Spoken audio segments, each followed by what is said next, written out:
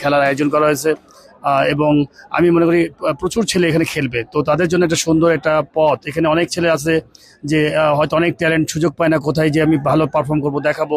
তো এখান থেকে হয়তো দেখা গেলো যে অনেক ভবিষ্যৎ ছেলে আছে যারা হয়তো ভালো ভালো ক্লাবে খেলবে, ভালো ভালো জায়গায় যেয়ে খেলবে, পৌঁছাবে। এমনও হয়তো হতে পারে যে বাংলাদেশ দলের জন্য খেলতে পারে। আমার মনে হয় ট্যালেন্ট কিন্তু লুকায় থাকে অনেক সময়, তো ট্যালেন্টগুলো ফাইন্ড আউট করার খুব ইম্পর্টেন্ট।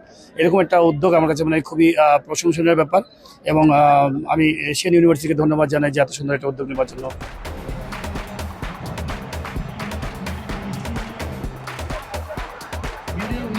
বললে